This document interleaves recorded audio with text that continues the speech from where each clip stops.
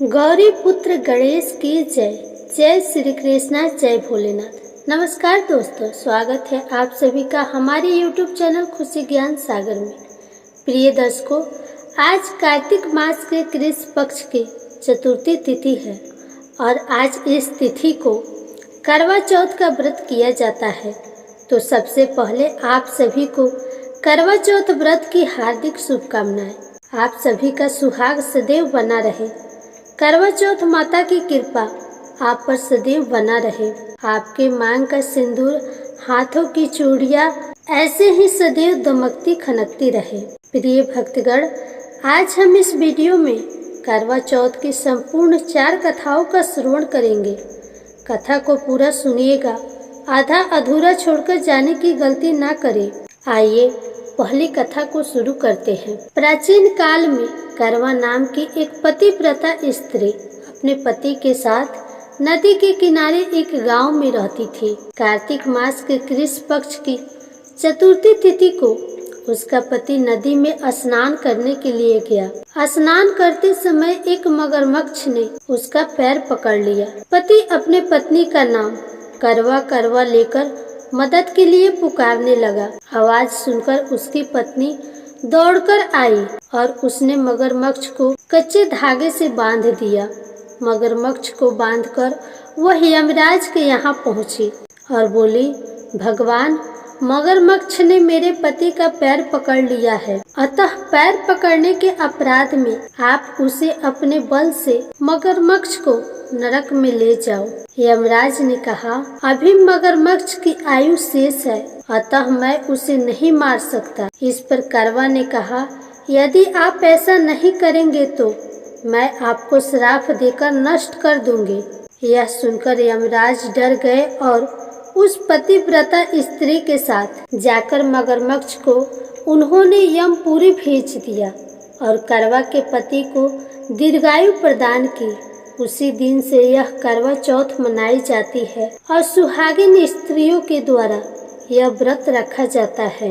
हे करवा माता, जैसे तुमने अपने पति की रक्षा की, वैसे ही व्रत करने वाले, कथा कहने वाले तथा कथा सुनने वाले और हुंकार भरने वालों की पति की रक्षा करना। करवा माता की जय। आइए अब दूसरी कथा को सुनते हैं। एक समय की बात है, एक साहूकार के 7 बेटे और एक बेटी थे।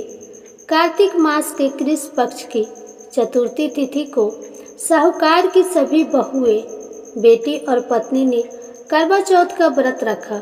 जब साहूकार के बेटे भोजन करने बैठे तो अपनी बहन से खाना खाने को कहने लगे। तब वह बोली, भाई, अभी चांद नहीं निकला, मैं चांद की प्रतीक्षा करूंगी। चांद को अर्घ्य देकर ही भोजन कर सकती हूँ। साहूकार के बेटे अपनी बहन से बहुत प्यार करते थे। वो बहन को भूख से व्याकुल नहीं देख पाए। उन्होंने नगर के पास की पहाड़ी पर एक दीपक जलाया और उसे चलने के आगे रखकर बहन से कह दिया, बहन, चांद निकल आया, अब तुम अपना व्रत खोल सकती हो। साहूकार की बेटी अपनी भाभियों से कहने लगी, भाभी, चांद निकल आया, चलो अर्घ्य देकर भोजन कर लेते हैं। भी भाभियाँ बोली, नहीं बाई जी, ये तो आपका चांद है, हमारा चांद निकलने में अभी समय है। भूख से व्याकुल वो अर्घ्य देकर भोजन करने बैठ गई। जैसे ही पहला निवाला खाने लगी तो उसे छींक आ गई। दूसरा निवाला खाने लगी तो उसमें बाल आ गया। जैसे ही तीसरा निवाला तोड़ी तो ससुराल से बुलावा आ गया। पति बीमार है, जैसे भी हालत में हो तुरंत पहुँचो। उसकी माँ उसे विदा करने के लिए बक्से में से कपड़े निकालने लगी। बार बार बक्से में से काले और सफ़ेद कपड़े निकलने लगे। तब माँ घबरा गई और बेटी से बोली, बेटी, रास्ते में जो भी छोटा बड़ा मिले उसके पैर छूती जाना और जो कोई भी गुड़ सुहागन होने का आशीर्वाद दे तो वहीं अपने पल्ले में गांठ बांध लेना। बेटी बोली, ठीक है माँ, ऐसा कहकर वह अपने ससुराल की ओर चल पड़ी। चलते चलते रास्ते में उसे जो कोई भी मिलता वो उन सब के पैर छूती गई।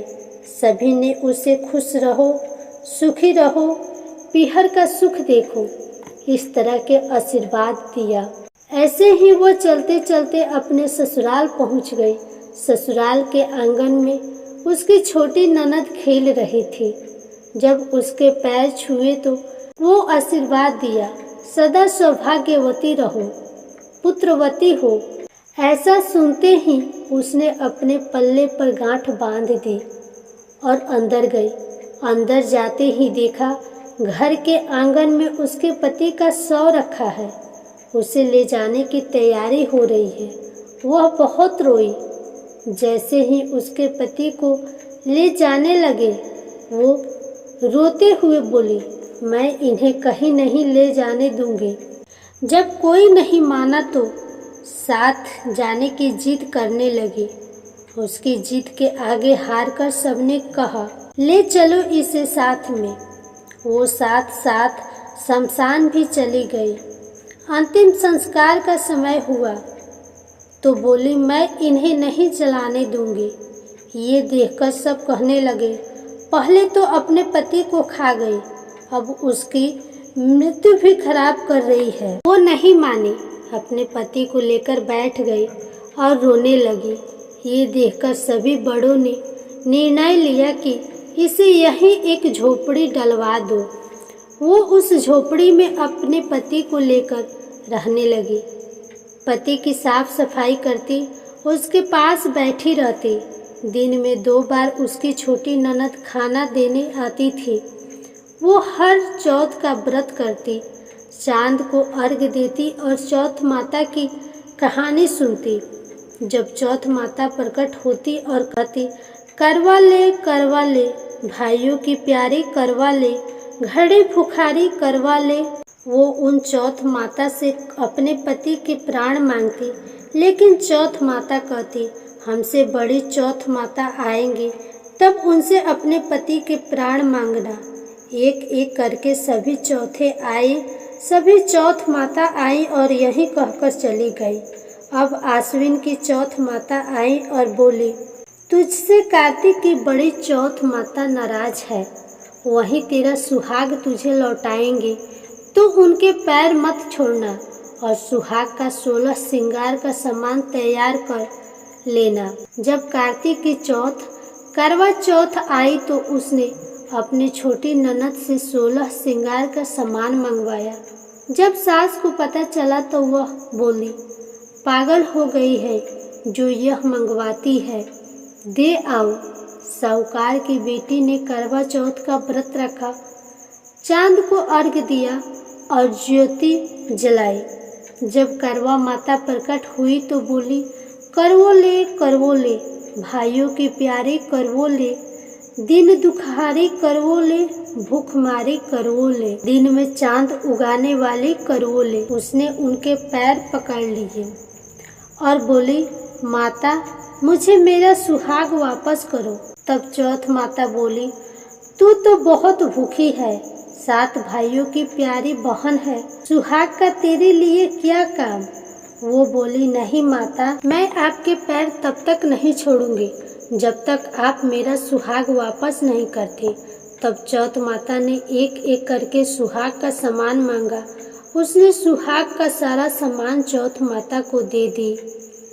तब चौथ माता ने अपनी आँख से काजल निकाला, नाखूनों से मेहंदी निकाली, मांग से सिंदूर निकाला और उसे करवों में घोर कर छोटी उंगली का छींटा दिया। इससे उसका पति जीवित हो उठा। चौथ माता जाते जाते उसकी झोपड़ी पर लात मार गई, जिससे उसकी झोपड़ी महल बन गई और उसका पति जीवित हो गया। जब छोटी ननद खाना लेके आई तो देखा भाभी की झोपड़ी की जगह महल खड़ी है।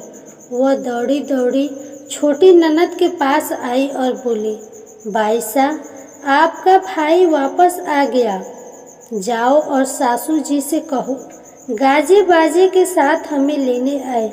छोटी ननद दौड़ी दौड़ी माँ के पास गई और बोली, माँ भाई जिंदा हो गया। माँ बोली, भाभी के साथ तेरा भी दिमाग खराब हो गया है। वो बोली, नहीं माँ, मैंने देखा है, सच में भाई जिंदा हो गए हैं। सभी घर वाले गाजे बाजे के साथ अपने बेटे को लेने पहुँचे। बेटे को जिंदा देखकर सास बहू के पैर छूने लगी और बहू सास के पैर छूने लगी। बहू बोली, माता जी देखो आपका बेटा वापस आ गए। सास बोली, मैंने तो इस बेटे को साल भर पहले ही भेज दिया था, ये तो तेरे भाग्य से वापस आया है। हे चौथ माता, जैसा दुख पहले साहूकार के बेटी को दिया वैसा किसी को भी मत देना, और जैसे बाद में आपने उसे सुहाग का वरदान दिया वैसा वरदान सबको देना। व्रत करने वाले, कथा सुनने वाले तथा कथा कहने वाले सबका जय हो। जय हो करवा माता की। इस प्रकार करवा चौथ व्रत की दूसरी कथा संपन्न हुई। अब आइए करवा चौथ की तीसरी कथा सुनते हैं। एक ब्राह्मण परिवार में 7 बहुएं थीं। 6 बहुएं की मायके वाले बहुत अमीर थे, इसी कारण ससुराल में उनका बड़ा मान था। परंतु छोटी बहू के मायके में कोई न था। वह घर का सारा काम काज करती, सबकी सेवा करती, पर फिर भी कोई उसे प्यार नहीं करता। सब उसे धुतकारते रहते। तीज त्योहार पर भी जब उसके मायके से कोई न आता तो वह बहुत दुखी होती। हर वर्ष की तरह इस वर्ष भी करवा चौथ का व्रत आया। अन्य बहू के मायके से उनके भाई ने करवा लेके आए, पर छोटी के मायके में भी यदि कोई होता तो करवा लेकर आता। सासू जी छोटी बहू को खरी कोटी सुना रही थी। वह दुखी होकर घर से निकल पड़े और दूर जंगल में जाकर रोने लगी। एक नाग बहुत देर से इसका रोना सुनता रहा तथा अंत में वह अपने बिल से निकल आया और छोटी बहू से पूछने लगा, बेटी क्या बात है, तुम क्यों रो रही हो? छोटी बहू बोली, आज करवा चौथ है, मेरा कोई भाई नहीं है। यदि मेरा कोई भाई होता तो जरूर करवा लेकर आता। नाग को छोटी बहू पर दया आ गई। नाग ने कहा, बेटी तुम घर चलो, मैं अभी करवा लेकर आता हूँ। छोटी बहू घर गई और कुछ देर बाद नाग उसके ससुराल पहुँचा। ससुराल वाले इतना सारा सामान देखकर चकित हो गए। सास भी प्रसन्न हो गई। सास ने प्रसन्न मन से छोटी बहू को नाग देवता के साथ भेज दिया। छोटी बहू नाग देवता के साथ उनके घर गई। नाग देवता ने छोटी बहू को अपना सारा महल दिखाया और कहा, जितने दिन चाहो आराम से रहो, मन चाहा खाओ और मन चाहा पहनो, पर एक बात याद रखना, सामने रखी नाद को कभी मत खोलना। छोटी बहू सारा समय महल में आराम से घूमती फिरती, पर नाद को कभी नहीं खोलती। एक दिन जब कोई भी घर में नहीं था तो छोटी बहू को नाद के अंदर क्या है देखने की जिज्ञासा हुई और वह उसने नाद को खोलकर देखने लगी। जब अंदर देखी तो उसमें बहुत सारे छोटे छोटे सांप के बच्चे रेंगते हुए दिखाई दिए। उसने जल्दी से ढक्कन बंद कर दिया। जल्दीबाजी में एक सांप की पूंछ कटकर नीचे गिर गई। शाम के समय नाग के पूछने पर छोटी बहू ने अपनी गलती स्वीकार कर ली। नाग ने भी उसे क्षमा कर दिया। अब छोटी बहू के ससुराल में भी बहुत इज्जत होने लगी। जिस सांप की पूंछ कटी थी उसे सभी नाग बंडा कहकर चिढ़ाते थे। एक दिन उसने अपनी माँ से पूछा, माँ मेरी पूंछ कैसे कटी? तो उसकी माँ ने कहा, छोटी ने नाद का ढक्कन बंद करने की जल्दीबाजी में तुम्हारी पूंछ काटी है। वह सांप का बच्चा बोला, मैं छोटी से बदला लूँगा। माँ के बहुत समझाने पर भी वह सांप का बच्चा छोटी के घर जाकर छुप गया और मौका पाकर उसे काटने को सोचने लगा। छोटी और उसकी सास में किसी बात पे बहस हो रही थी। छोटी कसम खा खा कर कह रही थी कि बंडा से प्यारा कोई नहीं। उन्हीं की कसम खाकर कहती हूँ कि मैंने ऐसा नहीं किया है। बंडा ने जब सुना तो वह सोचने लगा, जो मुझसे इतना प्यार करती है, मैं उसे नहीं काटूंगा। वह चुपचाप चला गया।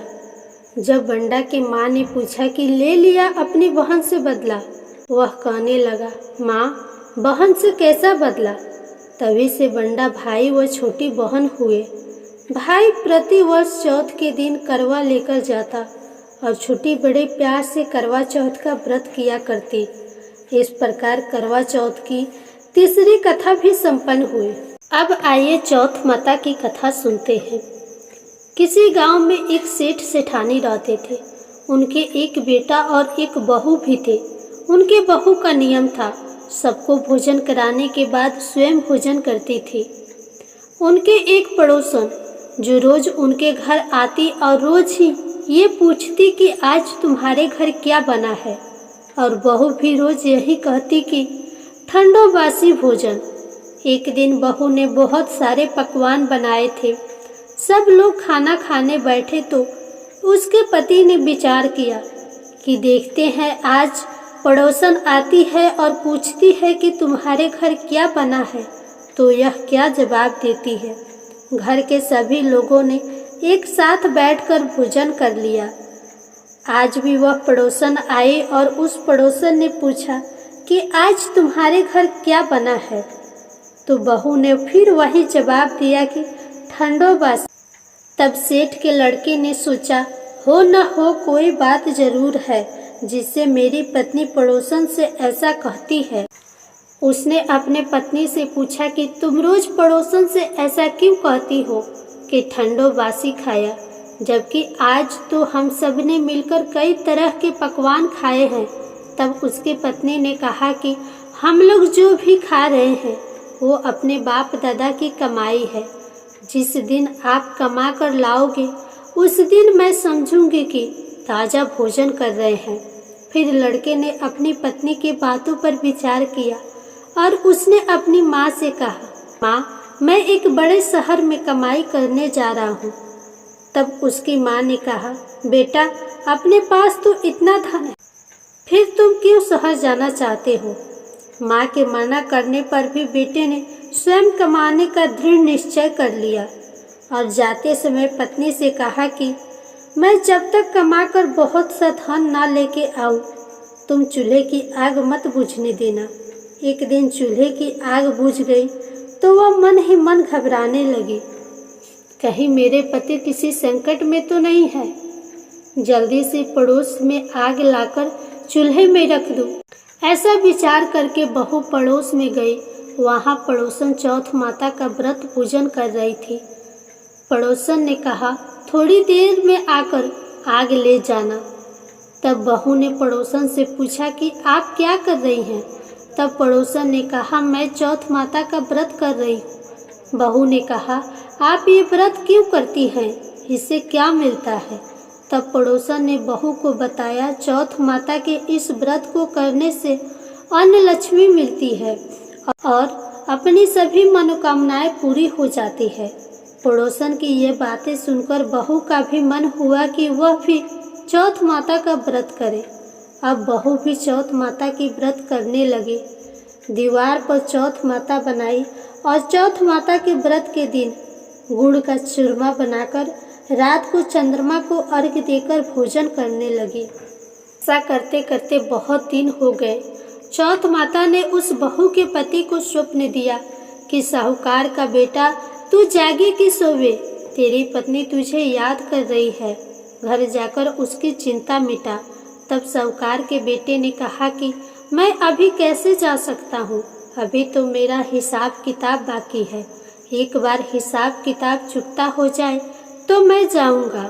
तब माता ने कहा, तू दुकान खोलकर बैठ जा, तेरा हिसाब किताब चुकता हो जाएगा। अब चौथ माता ने जैसा कहा था वैसा ही हुआ। उसने जाने की तैयारी की और गाड़ी भर के धन दौलत लेकर चल दिया। रास्ते में एक बड़ा सा काला नाग फन फैलाए बैठ गया और साहूकार के लड़के से कहने लगा, आज तो मैं तुझे छोड़ूंगा नहीं, आज तेरी आयु पूरी हो गई। तब सेठ के लड़के ने कहा, आज चौथ माता ने मुझे सपना दिया है, तो मैं अपनी पत्नी से मिलने अपने घर जा रहा हूँ। वहाँ मेरी पत्नी बहुत चिंता कर रही है। मैं उससे मिलकर जरूर आऊँगा।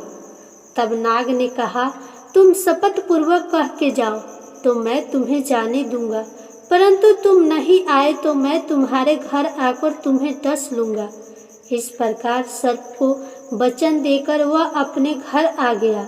वहाँ सभी ने हंसी खुशी उसका स्वागत किया और सब लोग भोजन करने बैठ गए। साहूकार का लड़का बहुत उदास था, तो उसकी पत्नी ने पूछा, क्या हुआ, आप इतना उदास क्यों हो रहे हैं? तब पति ने काले नाग वाली सारी बात अपनी पत्नी को बता दी और बोले, अगर मैं नहीं जाऊंगा तो वह मेरे घर आकर मुझे डस लेगा। लड़के की पत्नी बहुत चतुर थी। उसने कहा कि आप घबराओ नहीं, लेट जाओ, मैं एक उपाय करती हूँ। पत्नी ने कमरे की 7 सीढ़ियाँ धोई। पहली पर रेत, दूसरी पर इत्र, तीसरी पर गुलाब, चौथी पर कंकु केसर, 5वीं पर लड्डू पेड़ा, 6ठी पर गादी गलौजी और 7वीं पर दूध का कटोरा रख दिया। इस प्रकार वह 7वीं सीढ़ी सजाकर बैठ गई। आधी रात होते ही नाग आकर सीढ़ियों पर चढ़ने लगा। पहले सीढ़ी पर रेत में लेट गया और कहने लगा, सेठ की बहू ने आराम तो बहुत दिया, पर वचनों से बद होकर आया हूँ तो मैं उस लड़के को डसूंगा अवश्य। इस प्रकार 7 सीढ़ियों पर नाग आराम करता हुआ और कहता हुआ कि डसूंगा जरूर। कमरे में जाने ही वाला था कि चौथ माता ने विचार किया कि मैं इसे नहीं बचाऊंगी तो घर में धर्म कर्म और व्रत पूजन कौन मानेगा और कौन पूजा करेगा।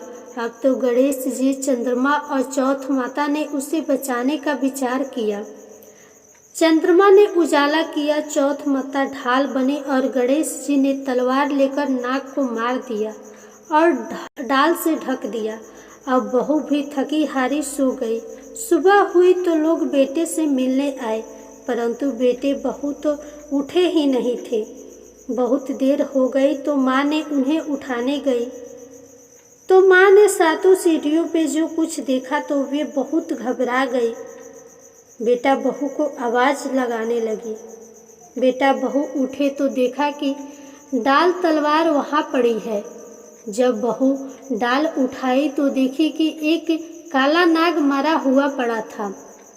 बेटा बहू ने सोचा, आज तो धर्म कर्म करने से हमारी रक्षा हुई। भगवान गणेश जी और चौथ माता ने हमारी रक्षा की है।